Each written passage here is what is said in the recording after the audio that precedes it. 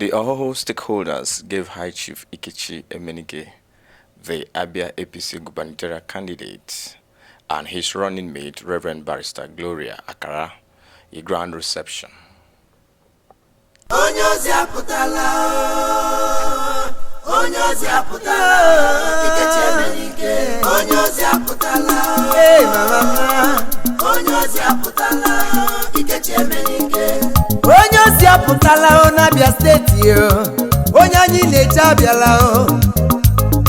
Anyị soro onye m ụzọ n'elu ụwa, gozie anyị ụzọ, Ikechi Emenike ọ bịarule o. Onyozi apụtala, Onyozi abịala o, Onyozi abịala o, Ikechi Emenike. Onyozi apụtala, Onyozi na Abia steeti abịala o. Onyozi apụtala, Ikechi Emenike. Ka anyị were ọchịchị nye onye ma ihe ka ọ chịwa, Ikechi Emenike ka anyị chọrọ. Abia steeti chọrọ ndị ndu, ọ bụghị ndị ọchịchị egbuola anyị o. Tụnye na ebe sere azịza, tụnyere na Emenike, ọ bụ ya gachi anyị o. Onye ọma Onyozi apụtala, Onyozi Abia steeti o. Ọ gị ka chọrọ ebe sere azịza, ọ gị ka chọrọ nwanne m. Onyozi apụtala, Ikechi Emenike. Onye ga-aba n'ọchịchị ndị penshọn ụgwọ kwụọ gratuity n'oge, ọ bụ onye anyị chọrọ ka ọ chịwa. Bịanụ oge gachi anyị o. Nye ebe sere azịza, biko bịanụ oge gachi anyị o. Azịza ka Emenike ga-eji zapụ ndị ọjọọ. Anyị si gị gawa n'iru na iso gị n'azụ, ụmụ Abia steeti so gị n'azụ. Anyị si gị gawa n'iru na iso gị n'azụ, Ikechi Emenike igbo onye ọma. Onyozi apụtala, Anyị ji Ikechi Emenike nwa mụrụ n'Abia o. Onye ọma, onye ọma, onye ọma. Onyozi apụtala, Ezi nwa Abia steeti ji eme ọnụ. Onyozi apụtala, Ikechi Emenike. Onyozi apụtala na Abia e. Ụmụ Abia steeti goliwe na Onyozi abịala. Onye ka m na-ekwu okwu ya? High Chief Ikechi Emenike ka m na-ekwu. Ọwa ebe sere azịza, ezi nwa mụrụ n'Abia e. Ọ bụ onye ga-eje mba rifọ nri, ọ bụ onye ga-eje mba cheta ndị obodo ya, kwụọ ndị penshọn ụgwọ, nye ndị yut ọrụ. Onye nzọpụta bịara. Ụmụ Abia pụta n'igwe o, were PVC gị tụnyere APC. Biko were PVC gị tụnyere Ikechi Emenike, anyị agachi anyị o. Ọ bụ onye ọma. Onyozi apụtala, Lesa ya Abia steeti abịala o. Onye ọma abịala Onyozi apụtala, Ikechi Emenike. ụmụ Abia steeti o. Ị marala girigiri bụ ugwu eze o. Biko pụtanụ n'igwe o, ka anyị tụnyere onye ga-ejere anyị na gọọmenti haus. Ka anyị were aka anyị tinye onye ga-eji ozi, onye ga-arụrụ anyị ọrụ ọma n'Abia o. Ikechi Emenike ọ ga-emere anyị ihe anyị na-arịọ n'Abia o. Ụzọ ka ọ ga-arụrụ anyị o. Ịnụla o? Skuulu ka ọ ga-arụ, hospital ga-adị mma n'Abia e. Ihe niile ga-aga nke ọma.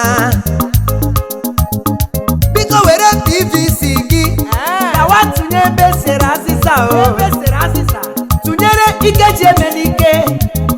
Ikechi Emenike ọkwa ya gachi anyị o. Onye nzọpụta abịala o. Ụmụ Abia steeti ṅụrụ iwenụ na onye nzọpụta abịala. Onyozi abịala o. Abia steeti ṅụrụ iwenụ na Onyozi abịala o. Kedu onye m na-ekwu o? Ikechi Emenike ọ bụ Onyozi. Kedu je na onye m na-ekwu o? Onye amama Ikechi Emenike gachi anyị o. Ọ bụ onye ọma. Onyozi apụtala, Onyozi apụtala o. Onyozi apụtala, Ikechi Emenike. Onyozi apụtala, Ụmụ Abia goliwe na o. Onyozi apụtala, Ikechi Ka anyị goliwe, ka anyị goliwe, ka anyị goliwe.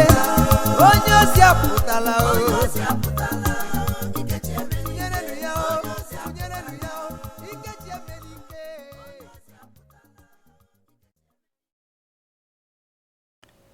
The event witnessed a high turnout of great sons and daughters of Ohuhu in UMUAHIA local government area of Abia State. The traditional rulers, leaders of Ohuhu, among others, were present at the grand civic reception. Like the former premier of the Eastern Nigeria, Michael Ihonokara Opara, a renowned son of Ohuhu, who held sway in leadership between 1959 to 1966. He transformed in a very memorable manner the old Eastern Nigeria. The Ohuhu-born Michael Opara records were remarkable in agriculture, others for the unified Eastern Nigeria's development, as well as in industrialization, educational and infrastructural development. In like manner, the Ohuhu-born High Chief Ikechi Emenike will rescue and develop Abia, the people expressed.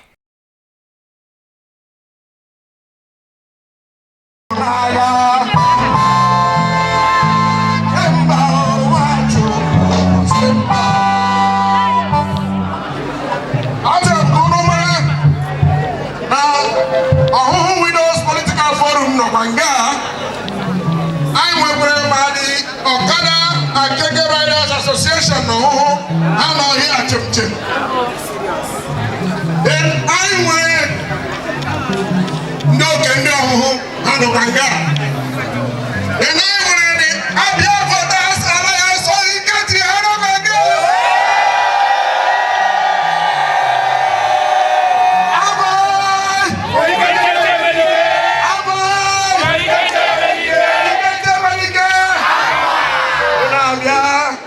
Thank you.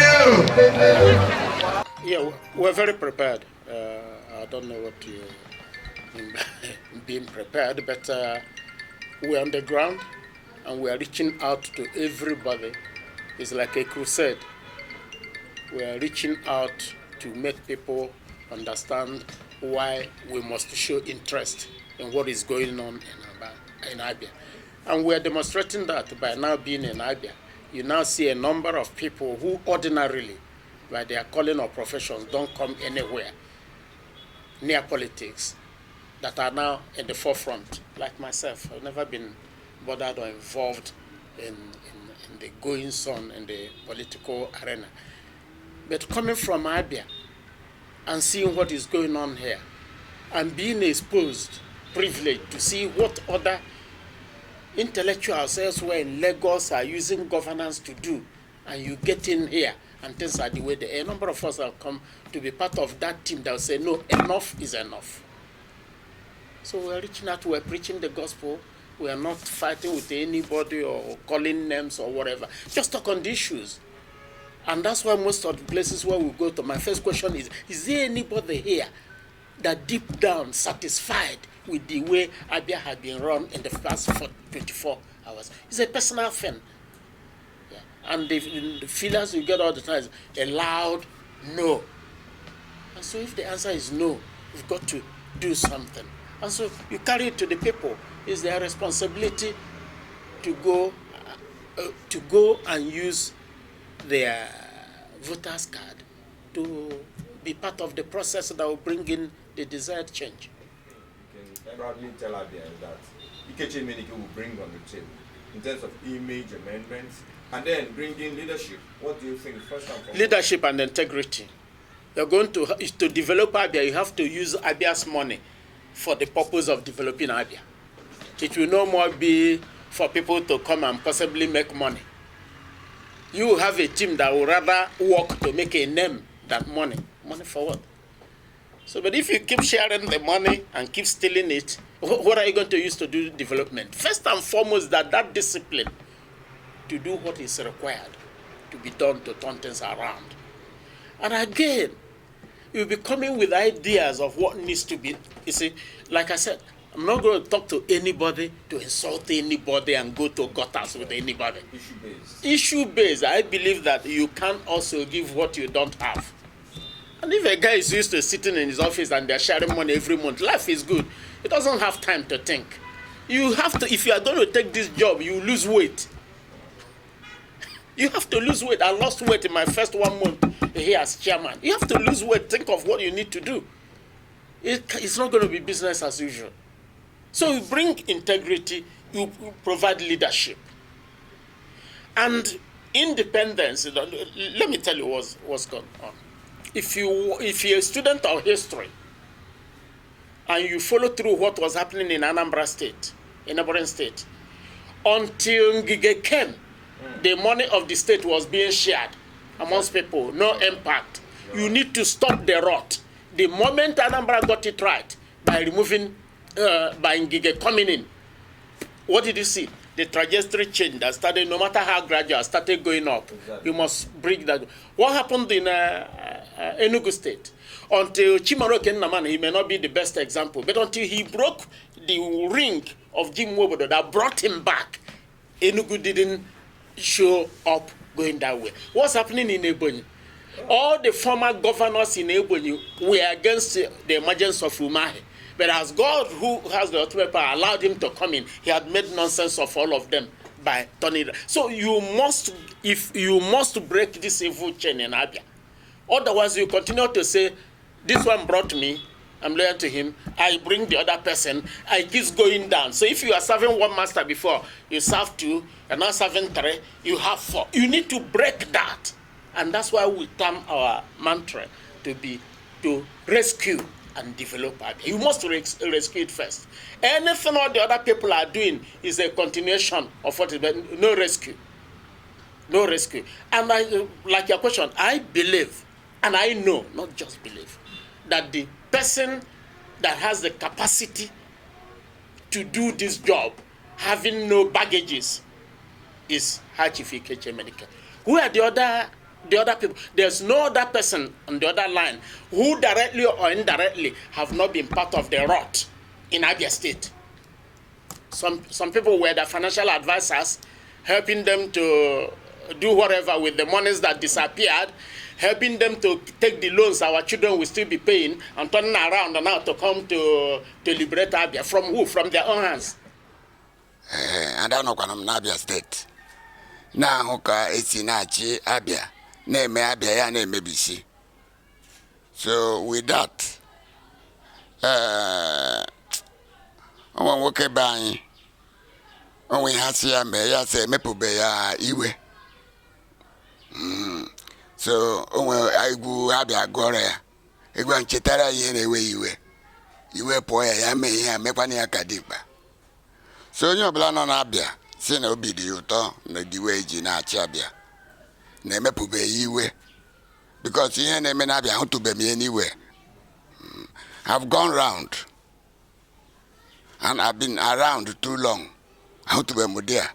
And ya dike ihe mere ogwu emegode na ogwu onwe mgbe oge eru ogwu aruo.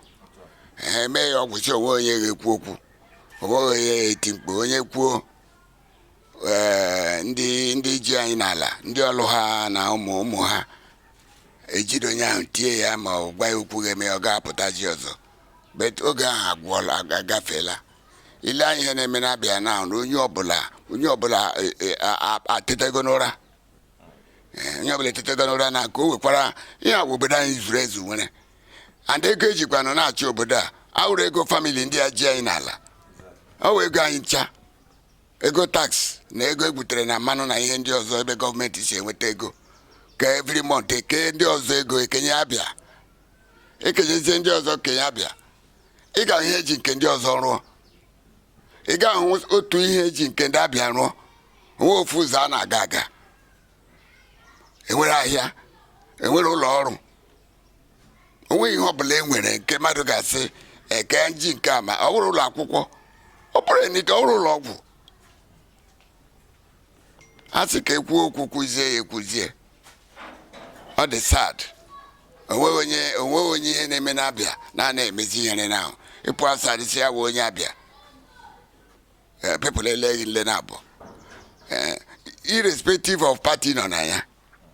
Because ndị kwuru okwu si na ihe mere ihe ọjọọ ji na-eme na-adị ka ya chọzi ịghọ ihe ọma wụ na ndị ọjọọ ndị dị mma ezigbo ndị mmadụ bara nkịtị. So because of nkịtị ahụ anyị bara ọ na bekee see all of us becomes complicit. So ikwuzie na iwe onye Abia then if you are not part of the rot, you are encouraging the rot by your silence. So that's how him and Muhammadia Anakbo High Chief Ikechi Emenike. Jikere kwado dị ka mmadụ. Si na ndị okenye a na-anọ n'ụlọ ewu anwụ na-abụ. That this is the time to call it quits. Mgbe ọ ga-abịa be deliver ndị abịa ya pụta. Pụtakwanụ ndị mmadụ hụ ya mara na ọ dị serious and not sincere. So people iberibe ndị mmadụ na-eso ya na-akwado ya. Chief Ikechi Emenike bụ oke mmadụ. Ya nwa n'onwe ya otu Abia dị kịta. Akịkwa na-ekwe ife n'ikpọ ya kpọsi Abia wụrụ president na gawa n'elu ebe arapụ Abia ka ọ dị otu awu obodo ya. Adị m sure na ọ ekwe. Because ndị be anyị na-atụli asa na ama mmasị n'ụlọ pụọ n'ama. So for anything that is important to High Chief now and those around him is how to clean the mess in Abia. Came Abia Kodikibe. So that is why upon Abia Ziribia we have presidency, Indian president, aspirants and president this year. Or not 100 persons. When you just want to go about form, when you just check, he looked at the other way. Because his concern first is to do the first thing first. Clean your house. Then after cleaning your house, leave it in the hand of a good man that will continue the good work. And then move on. At that time, he can move on. So, High Chief, on working, will auto quality. On which you meet ara for. Ihe ọjọọ na-aba ya kịtịkịtị na ntị n'anya. He hasn't gotten the patience to see evil being done brazenly, openly. And then me for joy, bendo kemadono. People are bashing it. That thing is not his way of life. So I tell one of the qualities so when politician does all now. On woke the boo Jinwa Yozu where he trained himself properly. After the education he received from his parents, he went ahead to train himself in too many ways that Agoya now, you won't go. He trained himself both in school and trained himself on the job and trained himself everywhere. So he's prepared, over-prepared for this job. Yani asisi wu kachineke mogo kometu ndị mmadụ aka n'obi ndị na-ahụbeghị ọkụ ahụ na-ere ya n'ime obi ka ọkụ eji emezi Abịa ka ha nwee ike hụ ya. So ha hụ ya, it will be well. High Chief Ikechi Emenike nwela ebe dum ọ rụrụ ọrụ nwee ihe na-agbara ya ama, and he will do this job very well. Abia guide you to again. Even Ileanya people are hot going on there nime. From day to day we meet a group of people coming to declare support. We have not even started campaign. Maybe to be a campaign. But the God of Abia is awake. It's alive. We go this way, people Abia. As soon as I'm going, we are poor now, another group in nature. We want to work for the High Chief Ikechi Emenike. Here na emena Abia na ewuta nka ntiri aka ka ome ihe. Ndị adum na azọ ihe a. Anyị hụrụ ya dịka onye dị iche. All people say not from our own end. Anyị hụrụ ya dịka onye dị iche. Onye na-esobeghị ndị a. Metọ aka ya na ego Abia, ego gọọmenti Abia. Na ọtụtụ ndị adum ewepụ onye na-emetọ be aka ya. One way or the other. Only High Chief Ikechi Emenike. So that is why asị mgbe emegide ihe mgbe oge ruru ihe oge ya ruru ahapụghị ime oge ichenji Abia steeti fụta n'aka ọjọọ ya baa na ọganiru na aṅụrị eruo and ọ ga-esite n'aka High Chief Ikechi Emenike.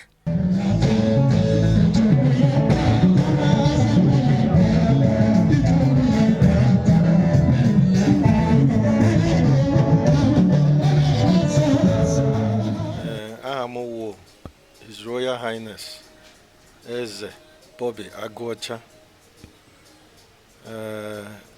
Itigideago Lorago, ọhụrụ ụzọ nke mbụ na ụmụ ọhụrụ Ancient Kingdom. Ndewo. Biko. Obi dị m ụtọ n'ihi na ya wụ nzukọta ndị aga m esi gị na ọwụ ndị nwe obodo, ndị ọhụhụ. O metụrụ ha n'obi ịhụ na ha kpọkọtara ndị ibe ha ka ha nwee ike nabata nwanne anyị nwoke nke anyị hụrụ n'anya, nke na-elezi anyị anya, nwa afọ ọhụhụ. Obi anyị niile dị mma n'ebe ọ nọ, bụ High Chief Ikechi Emenike, nke na-adọ ndọrọ ndọrọ ọchịchị, ịhụ otu Chineke ga-esi nyere ya aka ya wuru onye ga-echi anyị n'afọ na-abịa abịa. Ndewo. High Chief Ikechi amụshiri ike, ọwụ okwu Igbo ka m sụrụ. Ọwụ nwa afọ ọhụhụ. Ọhụhụ asị ọhụhụ wụ ọhụhụ hụrụ ụzọ. Ịmara ọhụhụ otu kwesịrị isi mara ya. Ọ dị onye ama n'ala Naịjirịa niile na Afrịka niile chiburu anyị wụ nwa afọ ọhụhụ. Aha ya wụ Michael Ọnụkara Ọkpara. Ọ nwa afọ ọhụhụ ya were kpọla ekweghị azụ ịga icheta ihe niile o meghere n'ala ndị Igbo ka nọ ugbu a. Ọ dịghị nwa afọ ọhụhụ ga-efụta ịdọ ndọrọ ndọrọ a ga-eleli anya, n'ihi na ha anaghị arụ chere, ha na-arụ ruo n'isi. N'ịsa ajụjụ ga ahụ, obi siri anyị ike na ọ dịghị nwa afọ ọbụla, nwa ọhụhụ a ga-ehọfụta ya arụ ọrụ, ya arụ jọọ. High Chief Ikechi, ya ma akparamagwa ya dị iche. O nweghị rọhị. Ọwụ onye ya hụ ihe ọjọọ ya aka n'ọhịa ọwụ, ya hụ ka ọma ya aka n'ọhịa ọwụ. Anyị na-asịkwana, ọ wụrụ na ọhịa Chineke họfụtara, ọ wụrụ na ọhịa Chineke sọ ọhịa ọ ga-ime, ọ dịghị onye gaje iche ichigharị ya. Anyị na-ekpe n'ekpere na-asị ya wụrụ ụzọ ọ ga-esi gaa. Otuto dịrị na ebe Chineke nọ. Stakeholders of Ohuhu re-echo their confidence and faith in the capacity of High Chief Ikechi Emenike, who has a standard already laid from his kinsman, a bar raised for leadership. He is eager to replicate infrastructural developmental strides in Abia. Other high points of the meeting were the presentation of special gifts by the Abia Voters Alliance for Ikechi Avai. Others, a sign of complete endorsement, full support of the team Ikechi GLORIA. There was an opportunity for questions from the people as High Chief Ikechi Emenike, in a reassuring manner, responded to all questions, providing solutions. He assured of his preparedness to rescue Abia from retrogressive past, years of stagnation, and develop Abia holistically. Party leaders of the All Progressives Congress, APC, Dr. Kingsley Ononubu, the state chairman, others. The Director General of the High Chief Ikechi Emenike's campaign organization, Honorable High Chief Uche Oboso, among many others, were present in this epoch-making event.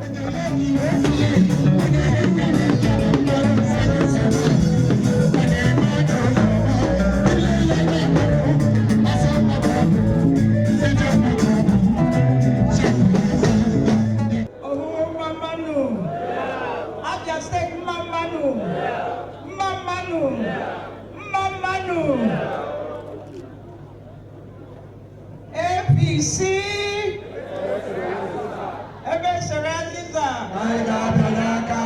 class economists. And economists are people that are specially trained to fix nations, to fix states, to fix companies, to fix everything that is going bad as long as it has to do with people and with the economy. What people are struggling to do, I bet you this man that God has sent to us will do with ease. So I want you to support him. I want you to be with him. I want you to pray for him. I want you to call him as you enter your closets to pray. It is not easy running around doing this campaign. Campaign season is coming, and I know then we will have so much to tell you about this governor, about Abia State, about what he wants to do. Please join us all. Let's support his vision.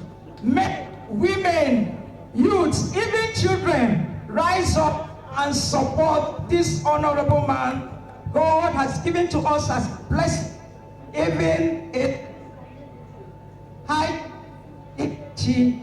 His Excellency. God bless you all as you do that in Jesus' name. Bless you, sir.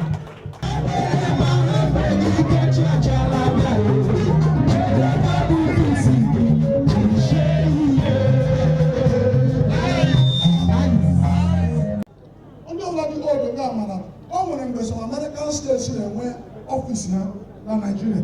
State of Michigan, I remember they had an office in Nigeria. California had an office in Nigeria. New York had an office. Where they were pushing, we are going to also have office. We will have a full-fledged ministry in charge of diaspora affairs. So that we will create synergy and open opportunities for our people. So because our manifesto will come, we will give all the details.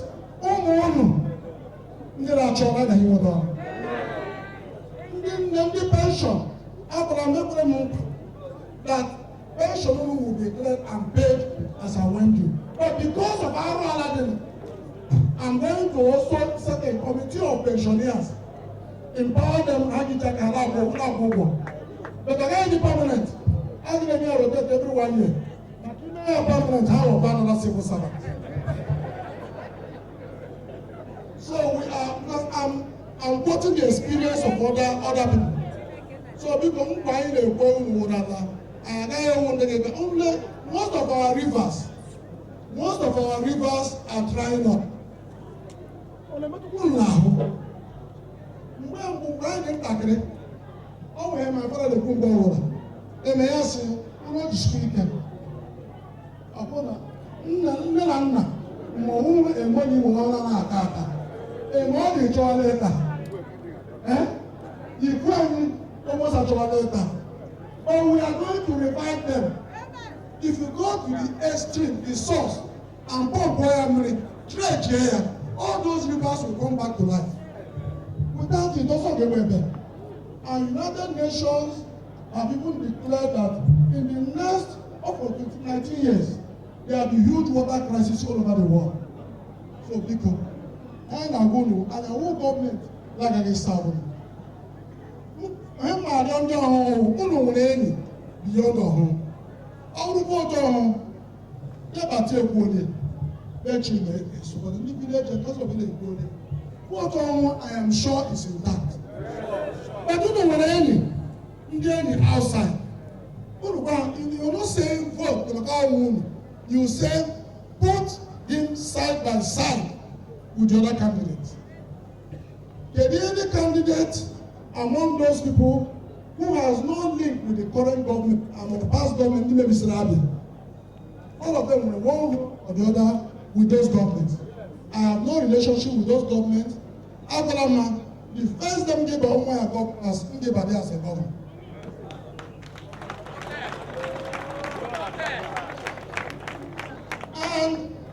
And Uluche read to go all the Nila.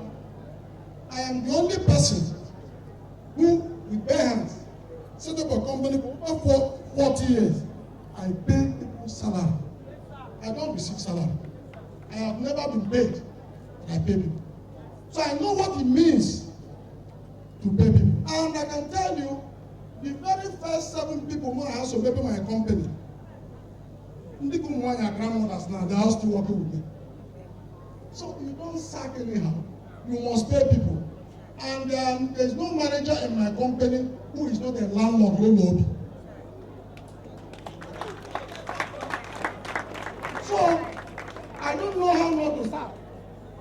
That's what I wanted to tell people. The manifesto should not compare with the other ones they have. If that would the other one, sincerity be better, let's go for those. And they believe they can do it. Finally.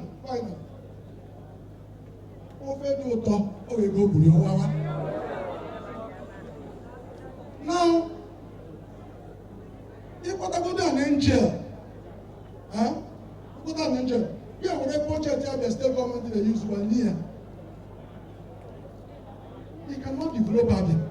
Except for Jesus to do Abia, may I multiply again and look for bread. Now multiply, people are taking care. So the very first tax of any government in Abia is to increase the size of the budget. 170 billion divided by 6 million people. You can do their math. Everyone can do their math. Cannot go anywhere. You can even take this of paper in there. If they don't have a Suez, they have more. Down show down. All the happy will have one decade. Half 1 decade. Half in the also. I'm not going to 30 months. As you computer here for their own computer. I got you over 5 months. All those computers I get revived. Don't let you over the state. I get prayer in Jesus' name. So our very first task as the government will be to increase their state budget to a minimum of 300 billion. If you don't have 300 billion and above, you can't do anything. And we're not going to do it by taxing people. If the local is back a motor, I mean, yes, if I can what I can get and I go and then where I am. But the guy don't do a short tax force. You got what the state budget, and I'm going to get the revenue from tax force. I'm just like a private people. So now I got a try again on my government. Finally, very finally. I don't know what I've been here. Because if one of my money, Sabi Modon George, she and I didn't want to buy him. I went, Nico, I'm not going to take any idea. What like I know check the date. You watch it, man. I wouldn't want to go to jail. I'm not.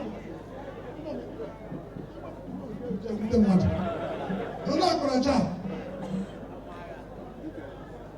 I can't be jailed, man. But I can't chill the most. I can't be jailed, man. But I can't chill the most. Power. The main thing we have say, Honor, the charity has started here. And it will spread all over the state in Jesus' name. Chief Ikechi Emenike is our leader and our principal. And officially kissing him to our people. And UMUAHIA tomorrow. We are receiving him. He's a man that doesn't even need much introduction, but for protocol, he's High Chief Ikechi Emenike, a politician, a businessman, a global player, an economist by training, and the leader of APC in Abia State, and he has the ticket of the party of APC. The idea is that we'll clean up Abia. That's the message. And if you go through his history, you will know that he's an unblemished man. And by the grace of God, I don't need to tell you anything about the condition of Abia State. It's obvious that we need help, and Chief Emenike is that help. And by the grace of God, by this time next year, we'll be happy to have a good leader, a sincere man, who will do his best to bring Abia State back to the leadership style and time of the 60s. You know, when we talk about people like Dr. Michael Ihonokarokbara, we don't circle him to just Igbo or Eastern region states. You know, don't forget that his handworks expanded even to the South. To all the Eastern region, you know, River State, Calabar, Akwa Ibom. It is also under his administration that was introduced. It was under his Midwest government was introduced. It was under his administration. It was his baby. So Chief Emenike is the Dr. Parawus of our own time. The Maho Campaign Organization is the campaign organization that have been going around projecting the candidacy of High Chief Ikechi Emenike and Honorable Okulehe, including our brothers who are also in the race. We are of APC inclination. High Chief Ikechi Emenike is our illustrious son. He is our illustrious son, in whom we are pleased. And he has, like my brother said, bettered the lives of Ndi Ohuhu, bettered the lives of Ndi Abia and other Nigerians. And we are working very seriously to see that he will emerge as the next governor of Abia State, because he has the qualities, he has zero tolerance for corruption, he is straightforward, and that is the kind of person Abia needs at this moment. Fortunately, there was I'm not an Eze, but I gave him a title, Ubunigwe. That means what is unique or special about him is, you know, he crossed a lot of bridges. He imparted in our various lives, and more especially, he's the leader of the ruling party, APC, in this state. It's not easy to be a leader of a ruling party in your state. Some states, even the governor is contesting leadership with one stakeholder or the other in their state. I mean, a sitting governor. But here in Abia, he's the leader of APC. He has used APC to better our lives. And I know he has opposition, but the problem is, what has he done? Just because of the level of credibility. Nobody has accused him of being a criminal or a looter. That is why there is no way they can accept him. You know, in this state, there is a tradition laid down for over 24 years, or close to 24 years, looting. So there, you know, you can't change the status quo easily, because once he comes on board, all these things will be something of the past. So that is why they are fighting, you know, to remove people from sharing that your state cake is very difficult. But we believe in him. Able members, Abia Voters Alliance, Ikechi Emenike, sincerely today the grant for the ceremony today was stakeholders meeting. As you can see, the Abia Voters Alliance represented massively across the states. I am not here today to pass a message to Abians and indeed the entire nation that APC is set to take over Abia State come 2023, and we are ready to support to victory High Chief Ikechi Emenike. He is the man Abians want now. He is the man that have the change matters. We know that with him, Abia will be transformed and reformed. We are trusting God that with him, Abia's time for change is now. So the message to Abians is for all of us to join hands and support this change. The movement is ongoing and nothing can stop us. That's the message. Strong member, Abia Voters Alliance for Ikechi. Our sponsor, Princess princess Biashi what here about today with our prayers today, above the princess, you know.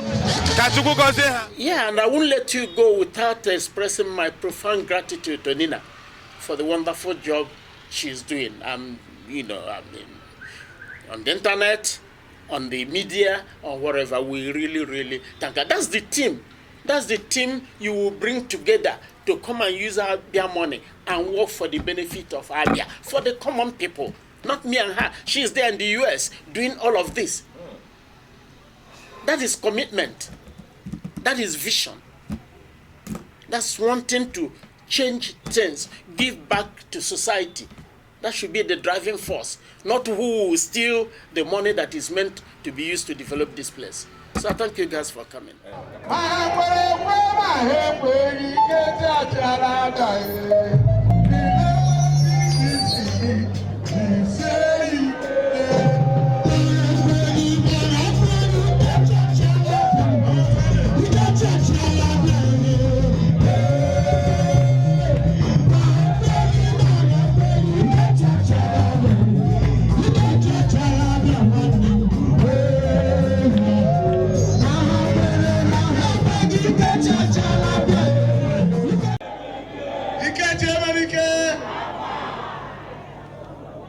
Onyozi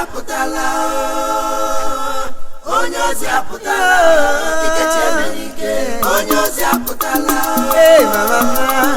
Onyozi apụtala, Ikechi Emenike.